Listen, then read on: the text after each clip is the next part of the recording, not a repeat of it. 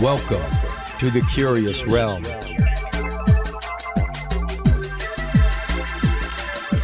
Hello, everybody, and welcome back to our continuing coverage of the IANDS Conference, International Association of Near-Death Studies here in Salt Lake City.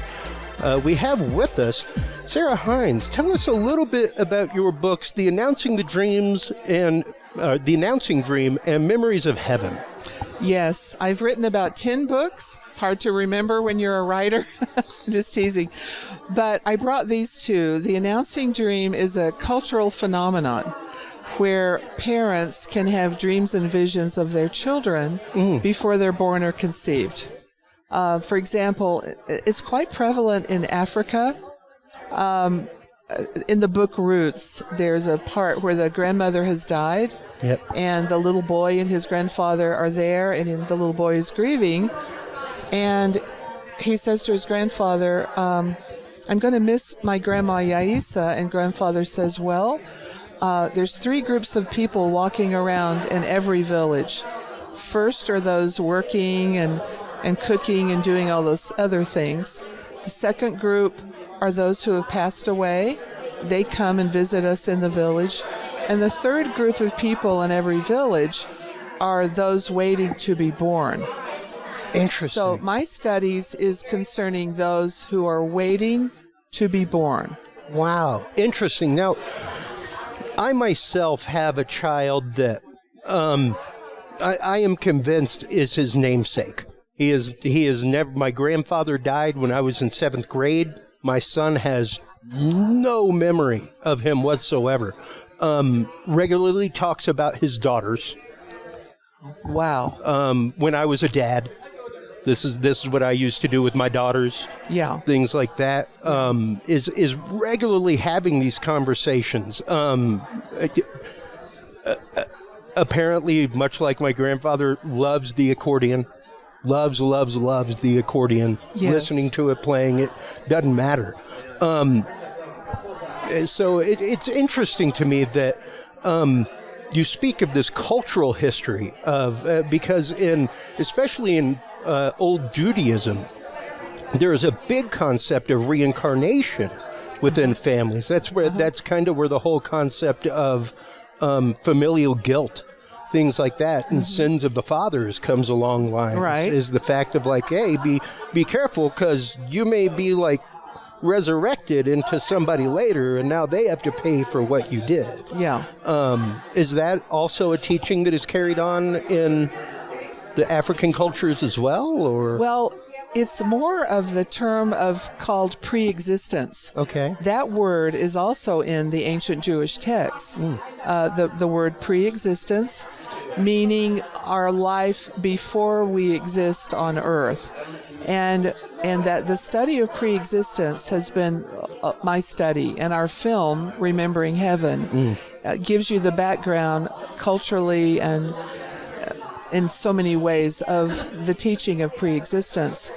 And then we have all the stories of the children coming to earth in the film as well, the personal stories.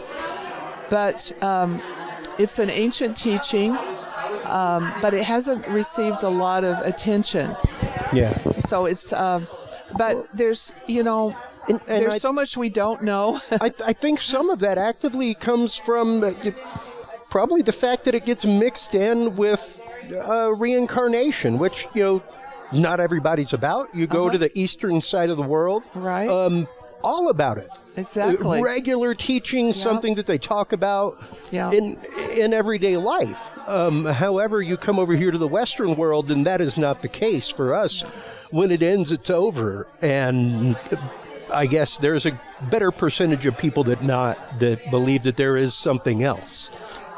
What that is, we have still collectively yet to decide. Exactly. It is quite a mystery. Yeah. And it's phenomenal, especially this work in almost precognition, which, of course, we went to the International Remote Viewing Association a few months ago and talked to quite a few people about the concept of precognition and the idea of time being literally relative to the fact that we defined it. The universe didn't. There's a reason why most of those folks in the world of remote viewing are PhD-holding people. And it surprises me how many people in this field are the same way.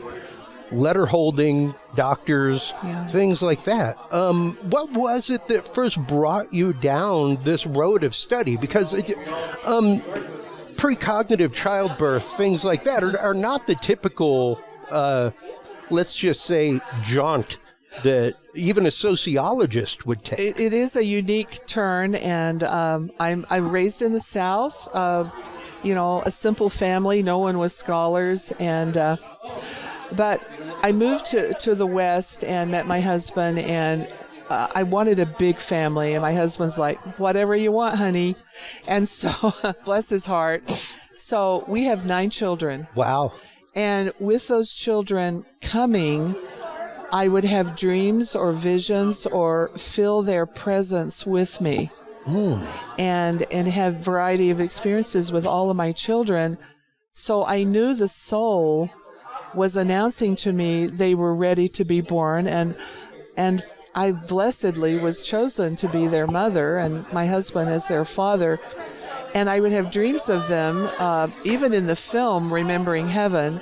Our daughter, Laura, when she was a young girl, maybe around 8 or 9, had a vision in our home of her brother that I was expecting. Oh, wow. He was standing behind my husband one evening when we had our family prayer, and she saw her brother Matthew before he was born. Interesting. So, because I had those kinds of experiences, it was very, it was very imaginative that these things would happen to me. It was very surreal. But I thought, are other mothers and fathers having these experiences? And so I felt God call me almost as a calling to start to collect these kinds of experiences. And the first time I spoke at the IANDS 25 years ago. Oh, wow. Diane Corcoran, who's a beloved alumni of the IANDS, actually helped form the International Association of Near-Death Studies. She came up to me and she's like, I love your study. It's so true.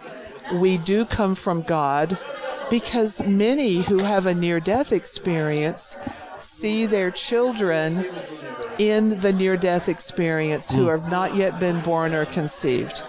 Interesting. So that's kind of how I fit into the IANDS.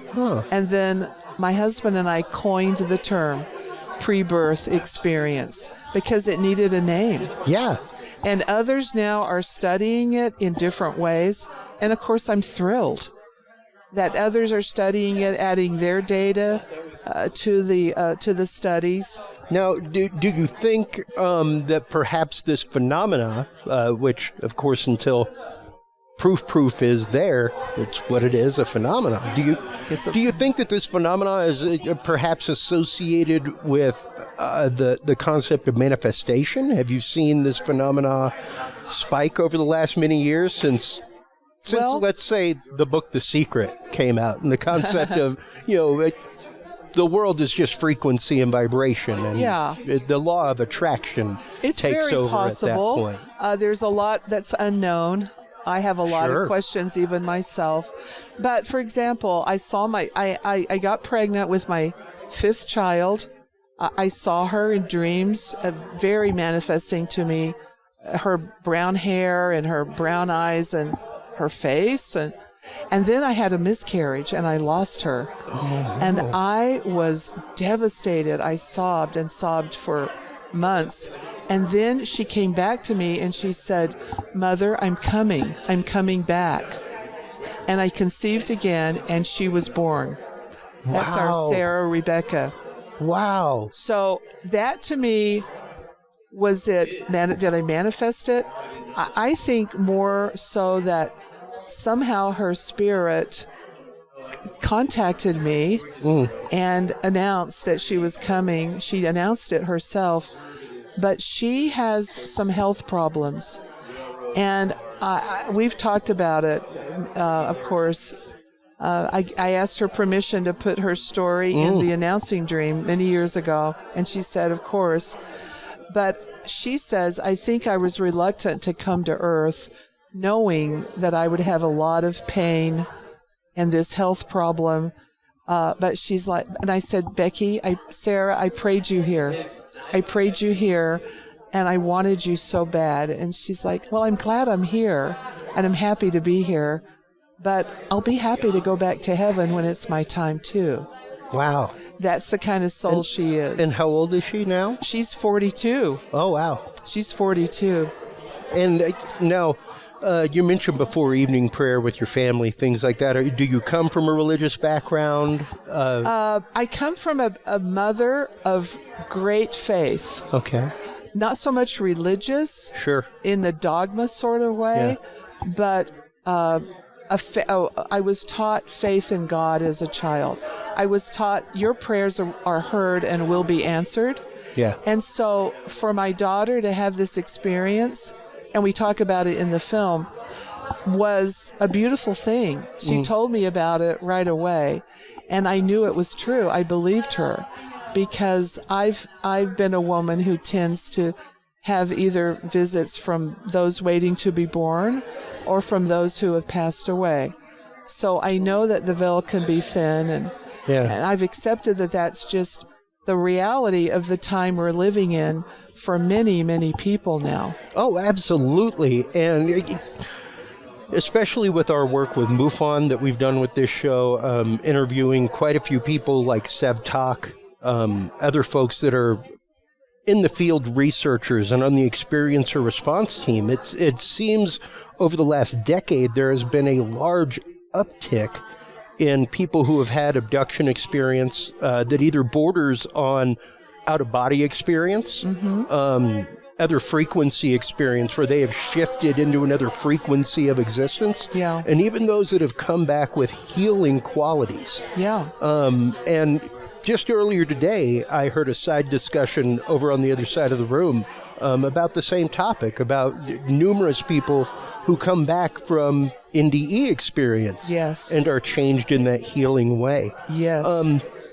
Have you noticed anything like that with these mothers that have these dreams? That's a good point. I've noticed that these experiences with their children manifesting themselves, I believe, to them. It happens to women who are spiritual, women who are not spiritual, women who pray, women who don't pray.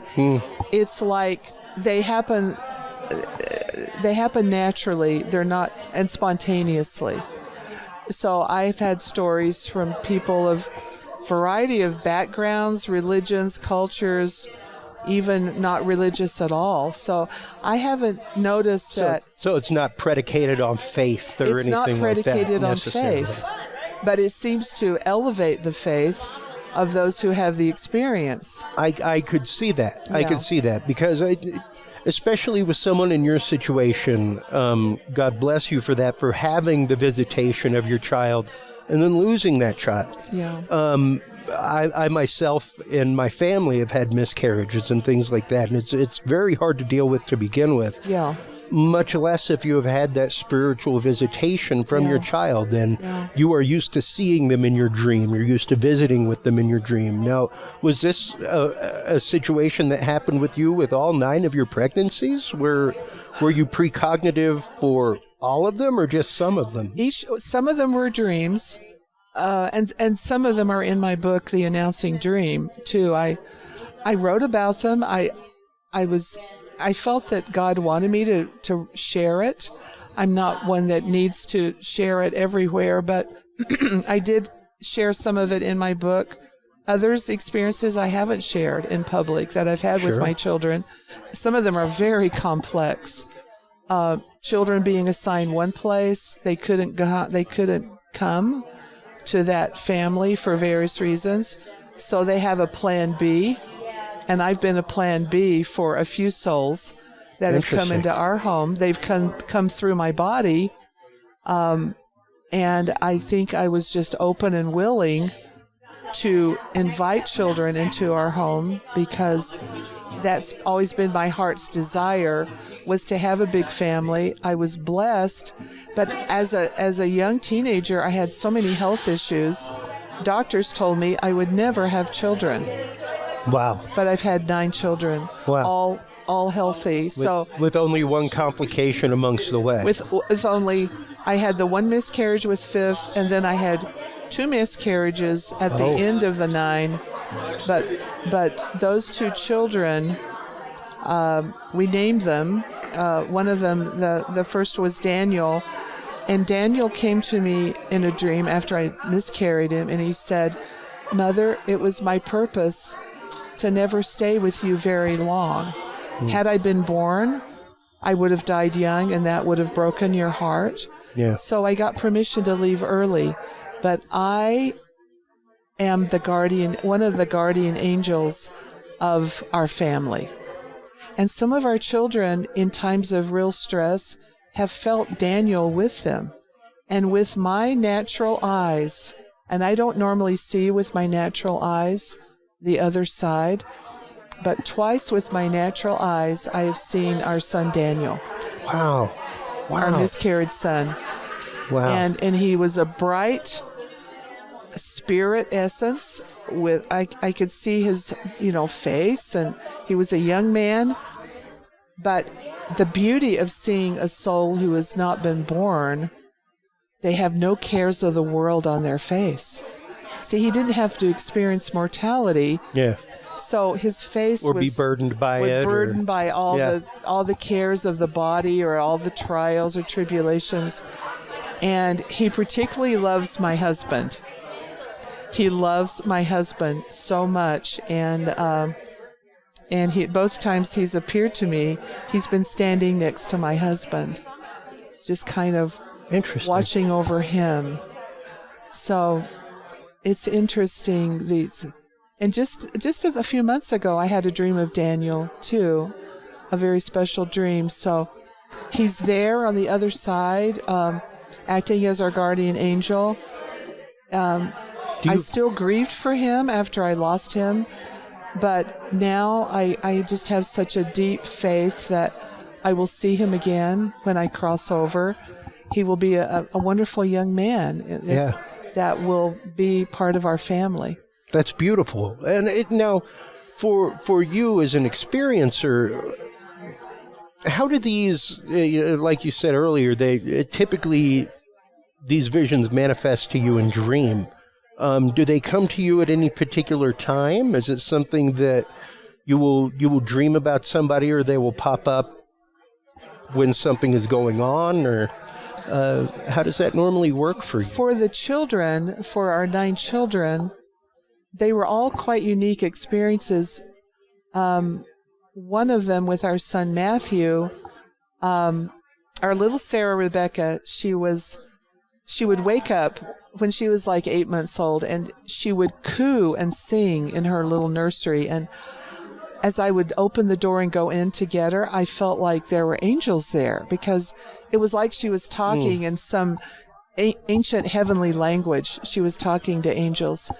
And one day when I walked in, I heard a voice in my heart, but it was still a very clear message, and the voice said, "Tell Mother I need to come now." And she was looking up in the sky over her little, up above, laying in her little baby bed. I knew in my heart that it was my next child. And then later he appeared to me. Our next child, Matthew, was what he wanted to be called. So each story just seems to be quite unique, but with the souls who have departed, they often come to me at night when I'm sleeping and give me a message to ancestors, usually. Okay. Friends or loved ones who've passed away. Now, was this something that happened to you throughout your life, or did it start manifesting for you when the pregnancy dreams It really started to manifest when I started to have my children. But as a child, I had an illness, which I call homesick for heaven. As a child, I had a lot of depression. It's like I felt like God had dropped me off at a bus stop and forgot to pick me up. Yeah. I felt almost abandoned, even though I had a good family, not perfect, because none of us come from a perfect family. But so I always had a hunger to know God.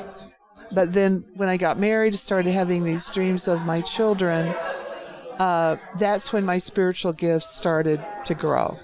Interesting. Yeah. Wow.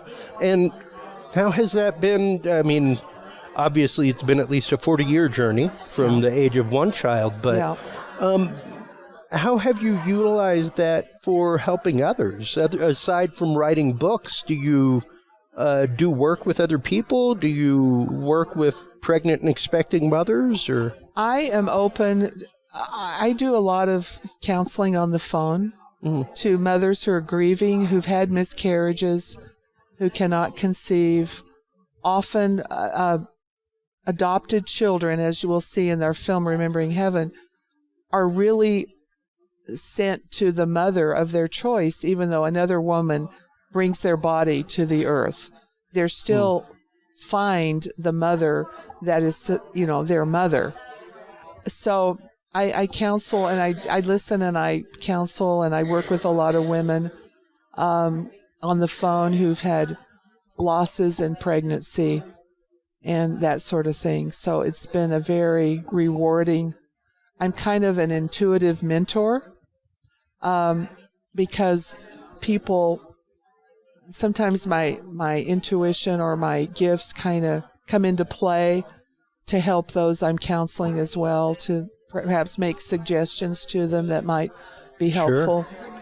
So I try to use the gifts I have, not only in the books, but now we have the film, Remembering Heaven, which we have DVDs now. We're so excited. And my website is sarahinze.com. Okay. And you can just email me at sarah@sarahinze.com and order a DVD. They're $20. That includes shipping anywhere in the United States. Wow. So we have them for $15 if people want to pick them up at the IANDS conference. But I just want them, I want people to get the film, to see the film, and I think they will love the scholarship and the research and the stories, the experiences from so many experiencers. That Absolutely. We have we have the research, the case studies and the data, and then we have the experiencers. So we kind of have it all, the whole package there. Wow. For you to put together. That is awesome. And now, before we let you go, of course, once again, let everybody know where they can go to buy the books, where they can go to get the film, where they can go to register for classes with you or to come and get help. Thank you. Well, if you'll email me at sarah@sarahinze.com or go to my website, sarahinze.com. All of my books are on Amazon. You can link to them on my website. Just go to Amazon, Sarah Hinze. All my books are there. We're publishing 3 new books very soon. I do need new stories. If anyone has a pre-birth experience. Absolutely. And I keep my books priced low. Because this is a mission. Yeah. And I just want people to read the books, to share the books. They're all on Kindle as well. So check them out and send me an email if you want to share anything. I'd love to hear from people. Absolutely. Well, Sarah, thank you so much for taking the time during this very busy International Association of Near-Death Studies conference here in Salt Lake City. While you were online checking out everything at sarahinze.com, make sure to stop on by Curious Realm. CuriousRealm.com is where you can find this interview, all of our interviews from live events like IANDS, IRVA, MUFON, everything else. You can also find our bookstore there where we will be adding your books, as well as all of the guest books that are here on the table from folks that we've interviewed and will be interviewing. Stay tuned after this message, folks, for more coverage from the International Association of Near-Death Studies Conference 2022 here in Salt Lake City, Utah. We'll be right back after this.